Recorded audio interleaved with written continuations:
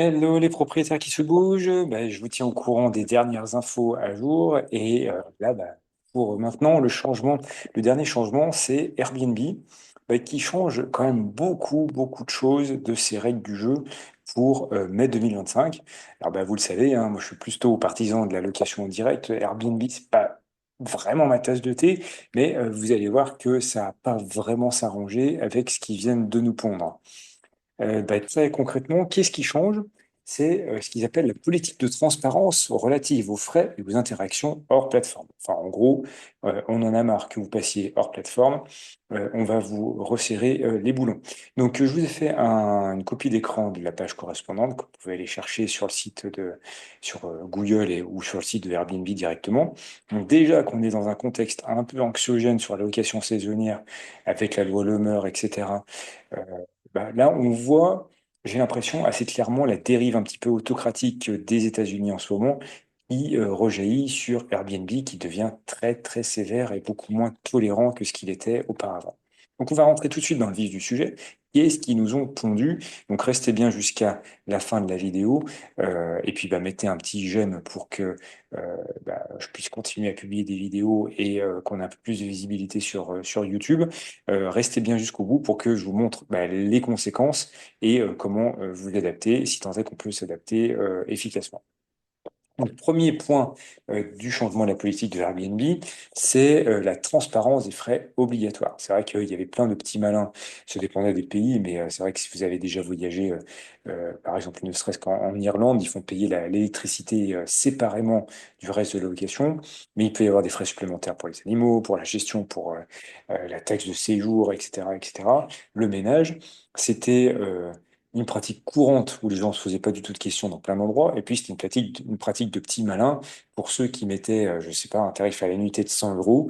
Et en fait, quand les gens réservaient à la fin, mais ils voyaient qu'il y avait les frais de taxe de séjour, les frais de ménage, etc. Et finalement, ça coûtait pas 100 euros, ça coûtait 150 euros. Donc là, tout doit être inclus dans les tarifs de base. Et ça doit être détaillé dans Airbnb. Et tout va être computé pour donner le prix total directement sur les cartes de Airbnb.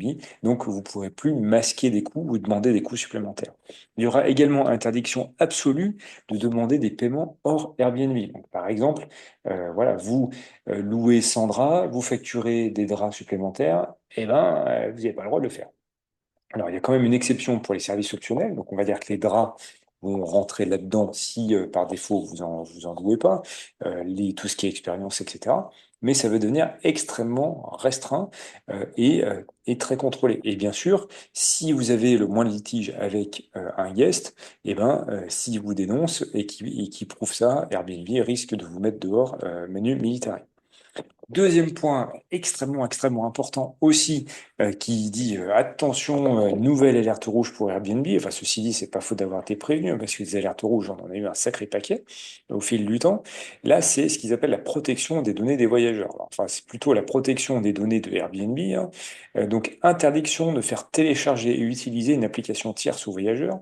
Interdiction de demander les coordonnées du voyageur et de les utiliser pour du marketing. Enfin, en gros, voilà, ce qu'on aime bien faire pour la location en direct, c'est récupérer les coordonnées du voyageur et derrière s'en servir pour faire du mailing ou d'envoi de messages dans WhatsApp pour avoir des réservations directes. Là, explicitement, c'est interdit.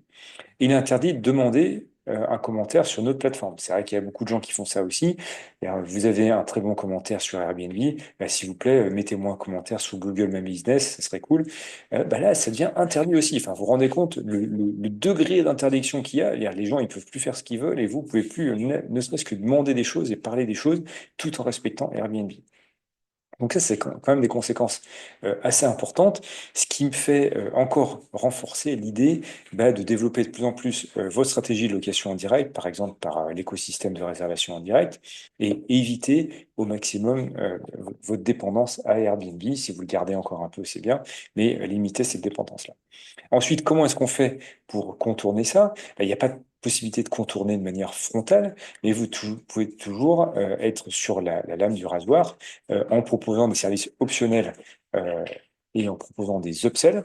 Donc ça, c'est vraiment intéressant pour gagner de l'argent supplémentaire sur les plateformes. C'est proposer des ventes de produits locaux, euh, pourquoi pas la location des droits, je pense qu'on pourra le sortir de ça, ou du ménage au quotidien, livraison de courses. Donc ça pourra sortir de la tarification unique.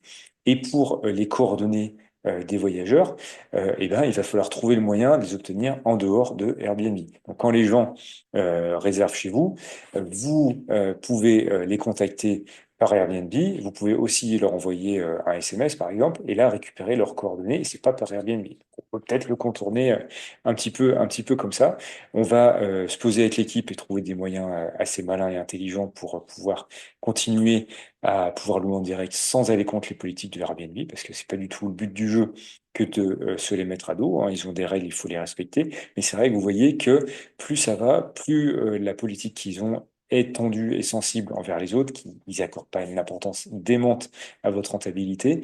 Et donc, c'est à vous de franchir le cap et de vous diriger de plus en plus vers la location en direct.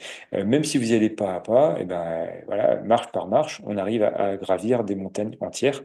Donc, n'hésitez pas à nous solliciter pour qu'on puisse vous faire une stratégie complète et détaillée pour pouvoir sortir de cette dépendance aux plateformes. N'hésitez pas à me poser des questions dans la vidéo, me dire si vous avez apprécié ou pas, et je vous dis à très très vite. Ciao, ciao!